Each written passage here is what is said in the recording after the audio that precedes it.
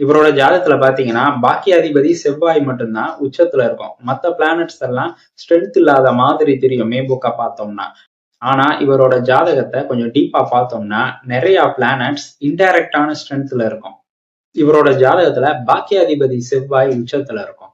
5ஆம் அதிபதி குரு கேந்திர பலத்துல 8ல உள்ள ராகுவோட சார பரிவர்த்தனையில இருக்கும். குரு ராகு சார பரிவர்த்தனை இங்க இவருக்கு இருக்கு. லக்னாதிபதி சூரியன் கேந்திர பலத்துல 4ஆம் பாவகத்துல உச்ச செவ்வாயோட பாவகத்துல இருக்காரு.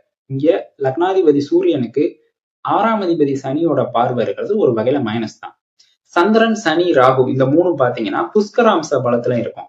இதுல சனி 6ஆம் அதிபதியா இருந்தாலும் இவர் ராசிநாதனா வர்றாரு. சோ ராசிநாதன் இவர் ஜாதகத்துல புஷ்கராம்ச பலத்துல இருக்காரு. இதே இது இவரோட நவாம்சத்தை எடுத்துக்கிட்டீங்கன்னா அங்க புதன், சந்திரன், குரு, சுக்கிரன் இந்த 4 பிளானட்ஸும் ஸ்தான பலத்துல இருக்கும் நவாம்சத்துல. சோ இவரோட ஜாதகத்தை மேம்போக்கா பார்த்தோம்னா பிளானட்ஸ் எல்லாம் அந்த அளவுக்கு ஸ்ட்ரென்த் இல்லாத மாதிரி இருக்கும். ஆனா கொஞ்சம் டீப்பா பார்த்தோம்னா இவர் ஜாதகத்துல பிளானட்ஸ் எல்லாம் ஹிட் அண்ட் பவர்ல இருக்கும்.